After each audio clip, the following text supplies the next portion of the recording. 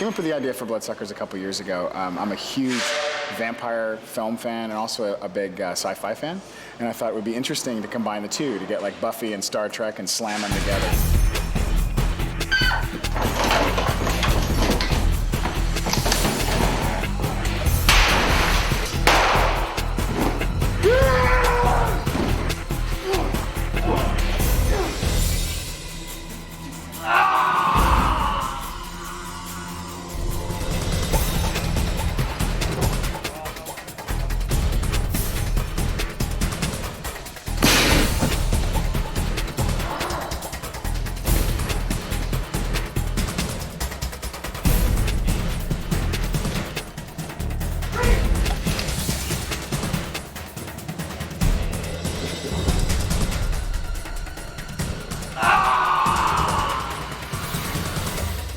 My character is Captain Nicholas Churchill, a man of few words and a lot of action. I lead this ragtag group of mercenaries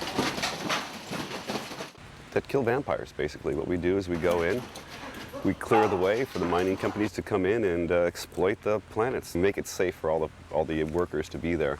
And usually these planets are inhabited by different sorts of people, vampires, flesh-eating, cannibalistic type, you know, non-desirables. He doesn't live on Earth anymore. He doesn't want to go back there. He has something in his past that's taken him away from there, and he just likes living. It's like the Old West, where around every corner is something new and dangerous and exciting. Roman is a vampire hunter. He's the most charming member of the Visan crew. Basically, his backstory is that his family was attacked by these intergalactic vampires when Roman was a child. So a lot of his story is revenge. And then my character just runs around and kills vampires. I don't know if a lot of people on Earth understand how hard it is to do that job.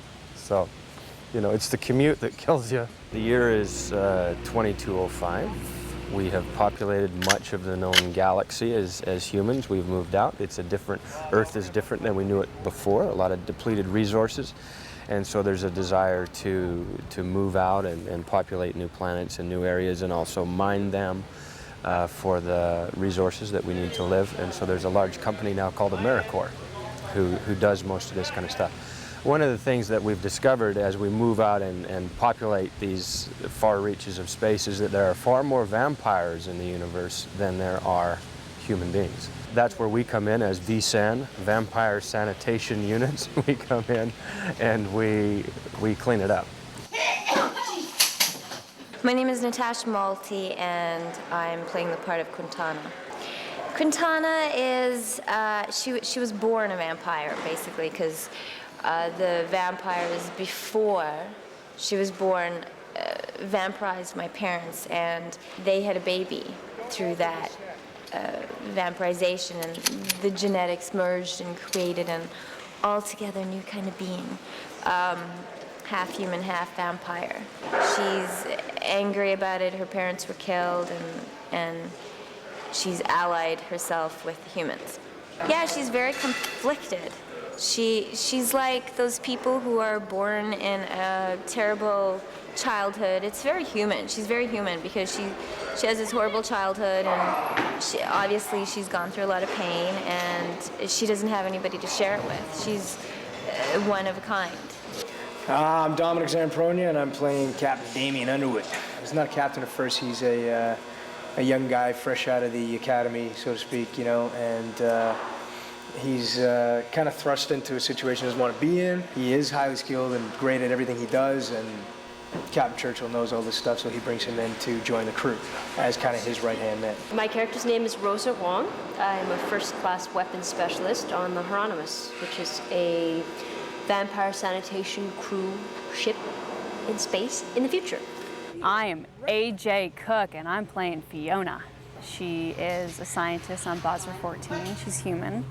I think of her as like an activist. She's very passionate in what she believes in and what she does, and she's a very strong female character. That's kind of that's what I really liked about her. Please don't hurt me! There's a lot of strong female characters in this movie, which is kind of nice. We are women, hear us roar. I am with AJ Cook. Well, I can't give it away or anything, but we're like the Greenpeace for vampires in space. We're like VPs, and we think that Earth, which is now a corporation, is taking over, the universe, and that's wrong. Unbridled Earth imperialism needs to be stopped.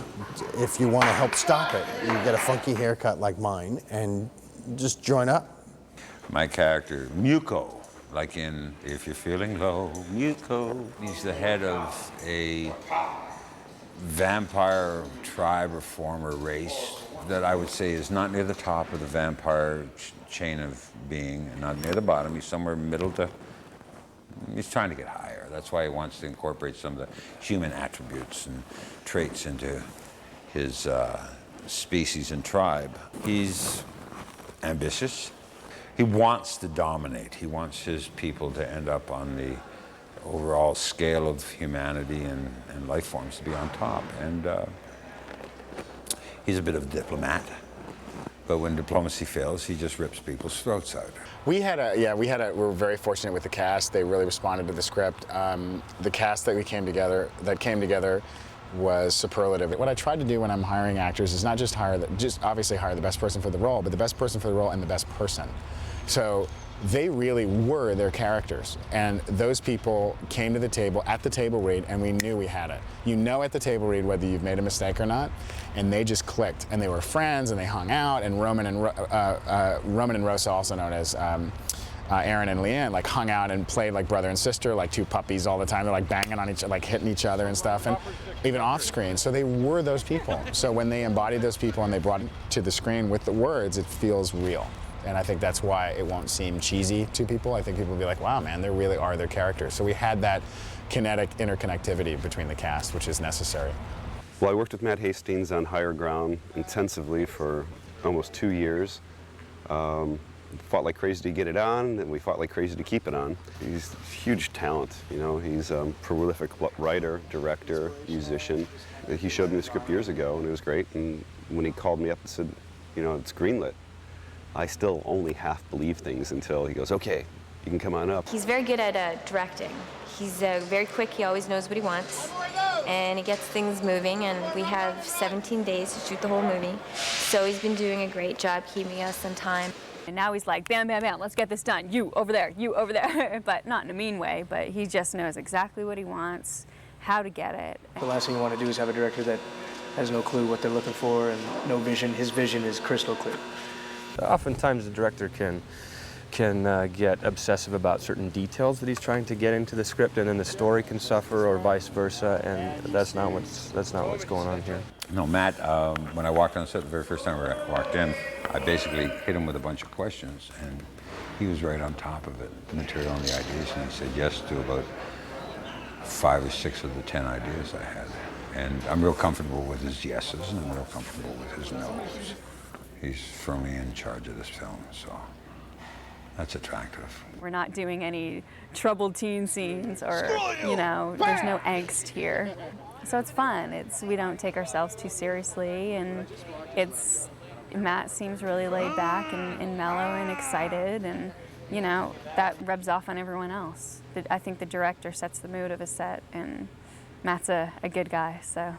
But he allows for a lot of fun and a lot of room to move with the character, which is something that I really appreciate, because that's part of my style, is to come and know the material and give you the scripted version of it once, maybe, and then I like to tinker and play and try different avenues or different responses or whole different takes on it. So, and he allows me to do that. And Matt is allowing me a certain amount of largesse in this character, this operatic kind of fun. The kind of director I like to work with, open to suggestion, and he knows what he's talking about, but he's been doing this for a long time, and his father was an actor. I think he's like an actor's director, because he's very good with what needs to be seen in a performance, and he knows exactly what to say and how to say it without making you confused. There's not very many directors with that talent, and the few that do have that talent, I totally appreciate. What's really unique is to have a director who's so passionate about the project and that he really cares about it and that he has a vision that he's basically communicating to us, but he's also trusting in us to bring those characters to life. And I can see and feel the passion, and that translates to us, and that makes us want to do that much more of a better job in communicating the script. I'm also one of those guys that believe you should work with young directors and young producers and early in their careers. You got to learn how to, it sounds so cliche, but I do believe you got to give it away to keep it. And who knows, you know? I think about 1 out of every 10 producer directors that I work with in this format end up going on to larger things. He's worked really hard to get where he is, and I'm really proud of him. If anyone deserves it, it's Max. He's a great guy. From the casting and seeing the crew that he's basically gotten exactly what he's put on page and he's brought to life. So I think it's nice for him to see that happen as well. Well, the crew that came together on this movie was, they were a remarkable bunch. The guy who I hired to be our DP was the second unit DP on Usual Suspects, a guy named Eric Goldstein, and he just brought his own brand of enthusiasm and excitement to the table, as well as his beautiful sense of lighting and camera. And so he helped guide us in that regard, and we collaborated a lot and worked together really well. Great personality and great talent. And then the grips, the electrics, I mean, everybody, our food was great. It was remarkable. I mean, I would come to set every day and be like, are you sure this is our show? Because we're this tiny little show. We've got great food, first class. Like, everybody in every department was remarkable. The props that were coming out, the wardrobe, I was like, and the cast. And honestly, even if we had 10 times the budget, it would have been the same locations, the same cast. We didn't sacrifice in any department. It was a dream come true. The locations is another thing. A guy named Daryl Griffiths did all the locations, and lighting, cinematography is oftentimes, 50, 60% location, and we had amazing locations that have never been shot before. So viewers will now look at it. I mean, especially viewers in Canada will not go, oh, Da Vinci's Inquest shot that. Oh, that shot that. Oh, I've seen that on Battlestar Galactica, blah, blah, blah. We have all fresh locations that have never been shot, so it'll feel like a brand new, fresh movie. Because we were such a small budget, instead of fighting that budget and trying to make it look like Battlestar Galactica, we decided, you know what, we're going to embrace it and make it gritty and down and dirty. So that's kind of what the vibe is, what the vibe of the movie.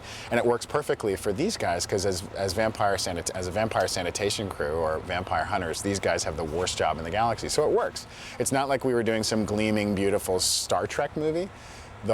We embraced our low budget and pulled as many favors as we could, and that, of course, was reflected in all the choices we made, whether it was the wardrobe, the styling, the prosthetics, but everything ended up looking not tacky, but really good and organic and real. That's what we wanted. Well, I worked hand in hand with Todd Masters and Masters Effects, who are a phenomenal prosthetics house, and then Sheila, our costume designer, and we really wanted to have a hyper-organic feel to it. We didn't want it to feel like people with rubber heads bouncing around the galaxy. We wanted it to feel like it was immediate, organic, frightening. 3, 2, 1.